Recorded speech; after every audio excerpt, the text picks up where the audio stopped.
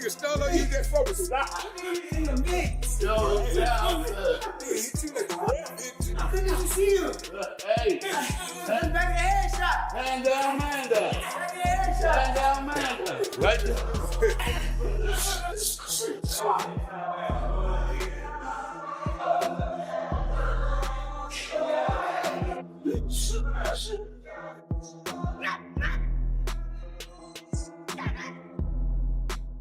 The best. I promise you, none of these niggas gonna beat me. None of them. I'm gonna make an example out of Tio. That's the only thing I love. I promise they got me up. This is honestly the most flawless from 123 all the way down to 114. Since then, he's had his shares.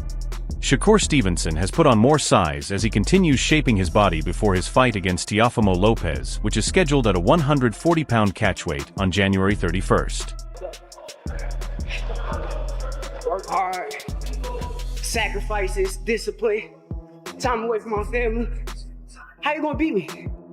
Ain't no way you can beat me that way, bro. Keep saying I'm the best. Because I don't want this shit more than me. I know it. I know it. I want this so bad. So bad. Shit easy, man. Easy, man. Easy. Always easy, man. You already know. Always easy, man. This supposed to be a sprint. Let's go. This ain't no sprint. No, it's a job. Let's go. Locked in during his training camp, he is pushing himself every day, going non-stop to test his limits, improve his skills, and build more strength so he can take command in the upcoming fight. Both legs, back hit for 3, we rested, we did 3 more. And we're trying to get that 1.0 meters per second, maximize our power. Had you at about 120, 125, but we're gonna add some reps and lighten the weight a little bit. Terrence Crawford regularly trains with Shakur Stevenson, serving as a mentor as he passes on his experience and techniques while taking part in intense sparring rounds that force Stevenson to improve both mentally and physically while picking up important lessons that strengthen his skills, confidence, and overall toughness.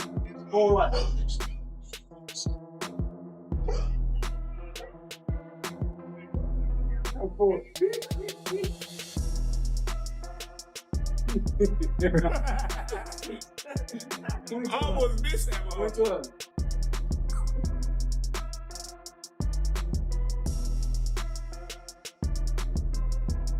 There you go. There you go. There you go. There you go. There you go. God There you go, bro. He trying to run me into the wall, y'all. Didn't see that? He's trying Man, I performed. You know that. I told y'all what I was gonna do. I was gonna come out here and beat his ass every game. And look, he thinking about saying, look. Shakur Stevenson is fully focused on getting faster while refining his footwork, punches, and reactions so he can control opponents through sharp, precise movement. Teofimo Lopez admits Shakur Stevenson is very skilled at 135 pounds, but questions how effective he will be at 140 pounds, saying the upcoming fight will be the true test of how well he adjusts. 5 was his top tier. 140, I think we just gotta wait and see, you know what I mean? And for him to even come up to do that, you know, I think he deserves his flowers for everyone else out there. You know, guys trying to go more down into the ranks of top 5, top 3, and eventually top 1 for pound. But that ain't what you said, bro. What'd I say? I gotta remind you, you said basically I'm good at the lower weight classes. The only way that I'm going to be good is I fight at 126 pounds against guys like Inoue. But once I move up, you're gonna, I can't compete at this level at that weight. Antonio Tarver approaches this matchup carefully because he sees boxing as more than records and recent results. From his perspective, Teofimo Lopez should not be measured only by his latest outings. Tarver explains that Lopez still carries natural gifts that cannot be taught. His speed, power, and explosiveness remain present, and those traits alone make him a threat to anyone in the division. Tarver cautions that danger does not disappear just because confidence fades. A fighter with Lopez-level athletic ability needs only one brief chance to completely shift a fight, especially when facing a technical boxer like Shakur Stevenson. One moment of hesitation or a poor choice can quickly turn into a major issue. Yeah, I mean, smart money would be on the boxer, Shakur Stevenson, winning the decision. But, if Lopez can make this fight, a lot tougher than expected, and he's going to have to exchange with Shakur. He's a fast fighter. We don't know who's the quickest or fastest here. You have to give the speed edge to Shakur. But if Lopez can punch with this fast guy, make him a little bit cautious and a little bit leery of what's coming back, that serves him well. But Teofimo is one of the best conditioned fighters out there. If this fight goes late, you can expect him to be pushing forward round 9, 10, and 11 if it goes late. Yeah, a big question is always like what Teo is going to show up. And like when everyone's counted out Teo, it's actually been the times where he's like upset people, like against Lomachenko, against Josh Taylor, fights to the level of his competition. And I've been thinking like, hey, if we get the best version of Teo, like the Teo that showed up for those fights, does that Teo beat the best Shakur? It would have, I think that's the only chance he got, is to really be his ultra self, doing all the things that makes him Teofimo Lopez. The footwork could be a major advantage for him. Being able to get inside. A lot of times he fights free. He don't really have a style. He does what it takes. And he's a gutsy fighter. Real gutsy. He's not going to be leery to take chances. He's a gambler in there. You know what I'm saying? So he's a live underdog, I would say. A live underdog. But if he's to win this fight, I think he has to probably. Zab Judah views this matchup as a real clash of top-level skill instead of something built on hype. He feels both fighters are locked in on proving who is truly better, with neither ready to give up any ground mentally or physically. In Judah's opinion, this fight will not be decided by size or power alone. It will come down to who can use their skills best when the pressure is at its peak. Both fighters are known for strong confidence and discipline, and that combination suggests a fight filled with tension, constant adjustments, and high intensity. Judah believes the refusal of either man to step back is what makes this bout stand out, turning it into a true test of ability rather than a simple showcase. It's two dog fighters. You got two dog fighters that's coming in there to solidify themselves as the game changer. Teo's not gonna lay down. Shakur is not gonna lay down. It's gonna be skill versus skill. Teo's a very talented, skillful fighter. Shakur is a very extremely talented, skillful fighter. And yes, we're gonna see a hell of a great chess match that night. Yeah, I believe so. Now, I think in your earlier predictions, you felt like Shakur will be stopping Teo. Am I right? Annihilation, decapitation. Is that what you're talking about? You going back to my comments? Yeah. I feel like Teo's a very dominant force, but I just think that the skills of Shakur Stevenson is gonna overwhelm Teo. It's gonna overwhelm. Yeah. He's never seen this type of action before yet. Now, no disrespect. Okay. My little man, you know what I'm saying? Just saying, yo, it is what it is. Looking at, the stats, the resumes, we see that, Teo has been at this high level for a long time. When it comes to Shakur Stevenson, his amateur record speaks for itself, but at the same time, not necessarily getting the notable names that people know in America. People are also saying that they're kind of discrediting Shakur's resume, saying he hasn't really fought anybody. Teofimo Lopez would be that first person. Do you feel like that could be something that, I don't know, it could be a lot closer than what people think?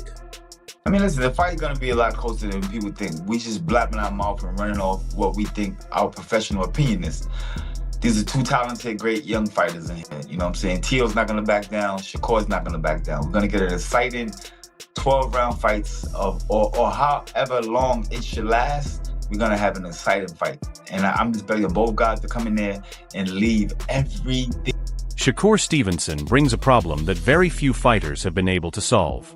Rather than trying to overwhelm opponents with pressure or constant punches, he controls fights in a calm and intelligent way.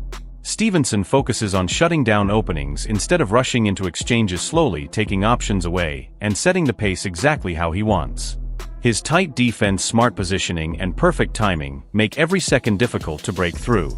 Opponents are forced to work much harder just to land clean shots, and as the rounds pass, frustration often starts to grow. Mike 12 vote Teofimo Lopez. People love talking about this resume that Teofimo Lopez has.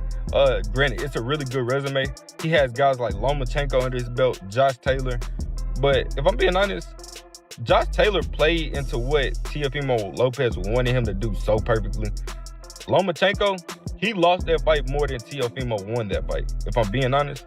And against lower level competition, like a Steve Claggett, like a Jermaine Ortiz, like a Kambosos, he struggled against. Shakur Stevenson brings a problem that very few fighters have been able to solve.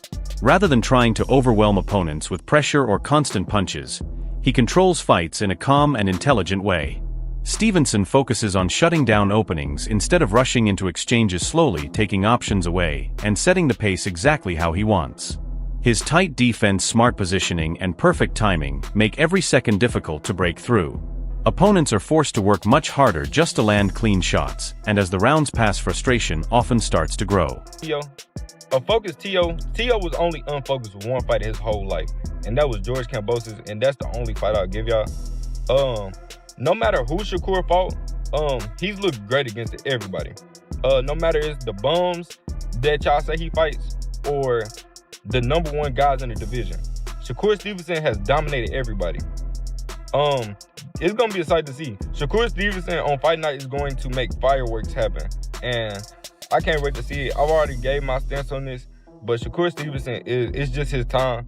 And Lopez's career took a clear turn after his loss to George Kambosos, which slowed the strong momentum and confidence he once had. Before that defeat, his fights showed clear focus, control, and steady execution.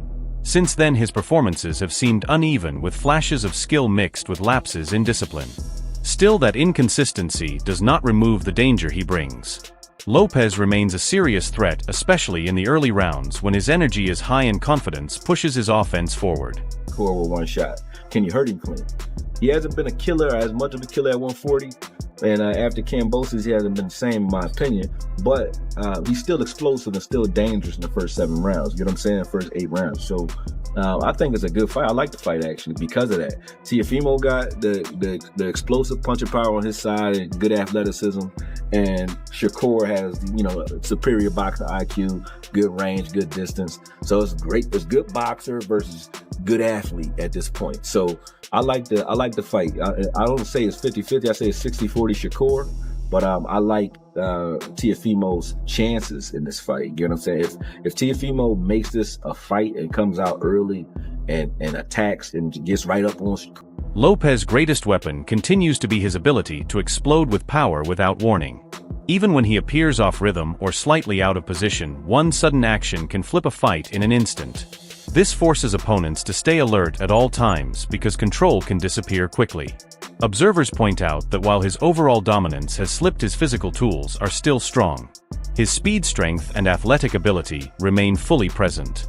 This creates a risky balance where flashes of brilliance exist alongside mistakes that cost him. Against a calm and patient fighter like Shakur Stevenson, that risk becomes even more meaningful. It can produce a fight-changing moment if timed right, or increase frustration if Lopez loses control and composure. If Stevenson manages distance and dictates the pace he wants, Lopez could end up reaching missing and becoming more frustrated as the fight goes on. De Los Santos. You're going to see De Los Santos Part 2, and he's just going to get on his bicycle, which we don't want to see, or he's going to have to fight. And and I think Teofimo is a guy that can make Shakur fight, because he can cut off the ring well enough. You know what I'm saying? I think he can stay with him well enough where he can turn this into a fight, and it'll be exciting for him if he does. I think Shakur, like a lot of fights, he needs this name in order to silence a lot of the naysayers. Because people talk a lot of shit about Shakur, especially after the De Los Santos fight. I don't think, there's a beta fight took it off of him, even though they tried to make it seem. Tim Bradley views this matchup as a meeting of two very different styles where raw power faces careful control. He believes Teofimo Lopez depends on sudden bursts of energy and sharp movement to create offense almost out of nowhere. His speed and athleticism are used to overwhelm opponents before they can settle into a rhythm. Lopez looks to bring chaos, early forcing reactions, and punishing any pause with heavy shots that can change the fight in a single moment. The feet is what gets you in position to be able to land those shots. You know, footwork is extremely important. When I look at both these guys, and I look at Shakur's footwork, I look at Teo's footwork, and what I noticed about Teo's footwork in particular is that in order to be able to throw with the amount of power that he has, you know, I've noticed with Teo, there's always a subtle pause before he actually explodes. And Teo's a guy that likes to explode into contact, like to explode into his opponents, man, to land his offense. You know, fast, you know, twitchy type muscles, you know, fibers, you know, he's extremely fast. You know, some may say that, you know, his twitchiness kind of reminds him of like Roy Jones-esque type of, you know, movements, how quick he's able to close that distance on his out. Bradley believes the fight will not be decided by who throws the most punches or shows the most aggression. Instead, the victory will go to the fighter who controls where and how the fight plays out, sets the pace, and forces the opponent to adjust. It's the feet is what gets you in position to be able to land those shots. You know, footwork is extremely important. When I look at both these guys, and I look at Shakur's footwork, I look at Teo's footwork, and what I noticed about Teo's footwork in particular is that in order to be able to throw with the amount of power that he has, you know, I've noticed with Teo, there's always a subtle pause before he actually explodes. And Teo's a guy that likes to explode into contact, like to explode into his opponents, man, to land his offense. You know, fast, you know, twitchy type muscles, you know, fibers, you know, he's extremely fast. You know, some may say that, you know, his twitchiness kind of reminds him of like Roy Jones-esque type of, you know, movements, how quick he's able to close that distance on his opposition. However, he's in there with a guy that is a master at controlling distance. That's like he's a master at literally, you know, getting in his position, right, in a position where he wants to be and taking away your positioning. And with doing so, he takes away your feet, you know, and that's why I think feet are going to be extremely important in this. You know, if you can keep your opponent off balance, for instance, let me just give you an example. It's like Teo explodes. There's a subtlety before he explodes with his offense. And as soon as Shakur sees that, he's anticipating something to come. He knows he's going to explode in. So what does Shakur do?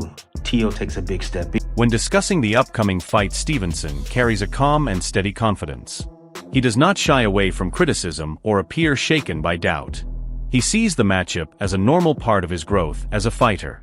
His belief comes from hard work and preparation rather than flashy behavior. Stevenson speaks with the comfort of someone who accepts attention and trusts his abilities to prove the point. This mental balance may be important when facing a fighter as emotionally fueled as Lopez. His ability to remain calm under pressure shows he is prepared for both the physical and mental demands this fight will present. It's cool. I mean, that's their opinion. Like, you know, they could say that. But I know he never fought nobody on my level. Like, I'm 1,000,000% sure that Teo has never seen nobody as good as me in his life. He's talking about, like, once he gets through you, then he wants Crawford, names like that. How do you think he would do against someone like Terrence at this point? I think he gets knocked out. Can't even hang with him. Yeah, he's too little. Bud is too big for him. Right. As far as skills, though, do you think he's on par with the likes of Terrence?